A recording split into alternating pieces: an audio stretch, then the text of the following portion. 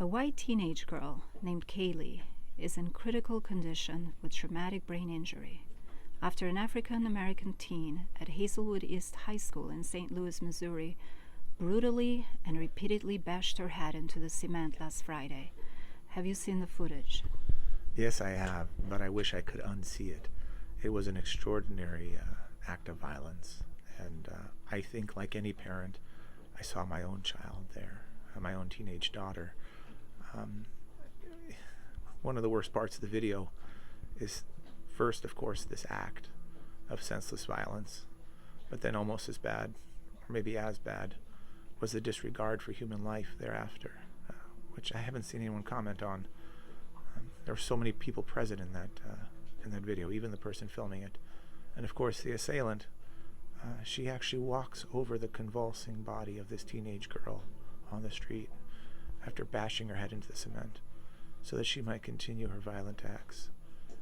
Just extraordinary footage and an indication of how much our culture needs to heal.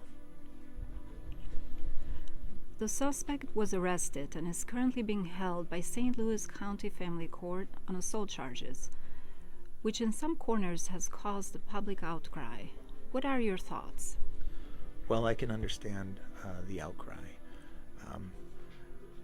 We live in a post-George Floyd, post-BLM world where I can understand where certain corners of our society would feel that maybe if these roles were reversed, these race roles, maybe if the assailant was white and the victim was African American or of color, and given the aggressiveness and intentionality behind this crime, not to mention the overwhelming evidence, that those charges might easily have been attempted murder.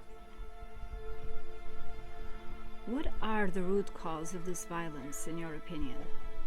Well, violence is a terrible, irrational, and chaotic activity in the mind. It can have many causes. It can be sociological, cognitive, environmental, or situational. I think in this particular instance, we ought to consider the sociological dynamics at play here.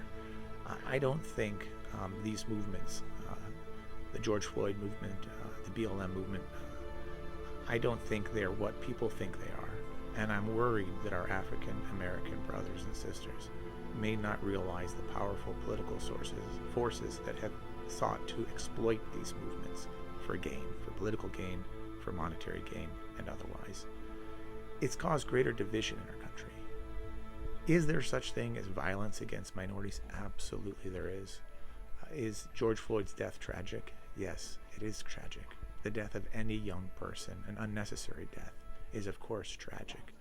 But if these movements are causing greater division, if they're creating greater disharmony, if they are creating greater suspicion, if they are creating lower trust and lower faith amongst us as Americans, amongst each other, based on something as superfluous and as inconsequential as the color of our skin, then we ought to really scrutinize it carefully.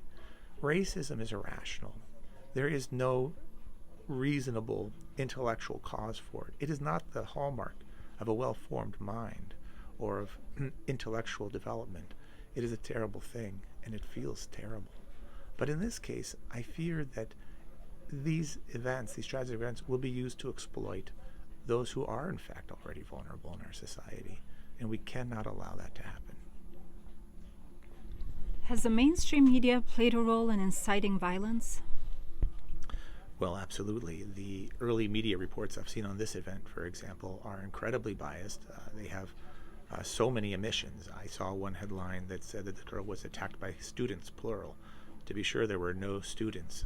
Another headline reported that one had gone to the hospital after a schoolyard brawl, but that is not exactly what happened. This was a very specific event within that brawl. As far as I know, nobody else was significantly injured.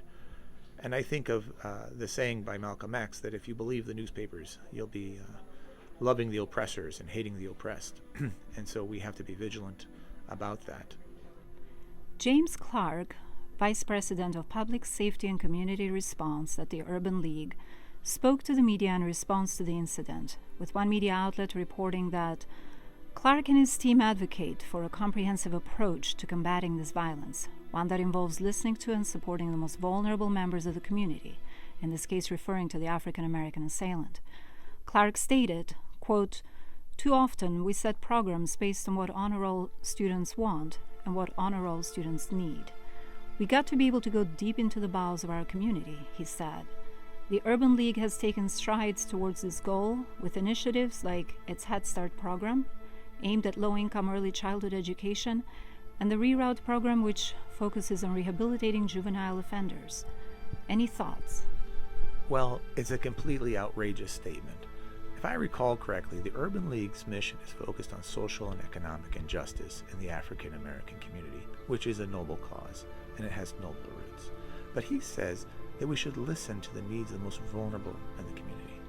Isn't the most vulnerable member of that community right now Kaylee, who's in the intensive care unit with a traumatic brain injury? You can't listen to her because she can't talk, but listen to the sound of her head being beat against the concrete. This is not a time to push an ideological agenda. This is not a time to advocate for a perceived social injustice of the past. If you want to be truly colorblind, look at the one who's really suffering right now, which is the victim. It's outrageous to think, and I mean completely outrageous to think, that in this case, the assailant, the aggressive assailant who acted so incredibly irrationally and violently and with complete disregard for life, is somehow the actual victim because of a perceived injustice in her early childhood, a perceived socioeconomic condition that I doubt this man actually knows.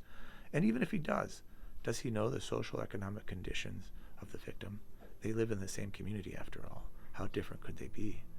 So I think we have to be very, very careful here of the nuance, of the manipulation, and of the sort of second victimization of the African American community. Because if this assailant, if this teenage African American girl is led to believe this narrative, that she is in fact the true victim, not the one on life support, that we have to go into the bowels of the African American community at this moment to examine this issue, no, we don't. We need to go into the bowels, actually, of the family members sitting at her bedside right now, praying, I'm sure fervently, that she'll make it, that she won't lose her life, or that she won't be permanently damaged from severe traumatic brain injuries. That's where we need to go into the bowels. And I think of Proverbs 10:6.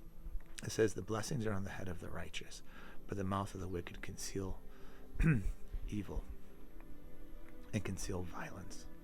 I think also of Proverbs 4:17 that says that they eat the bread of wickedness and drink the wine of violence. Is this man drunk on the wine of violence?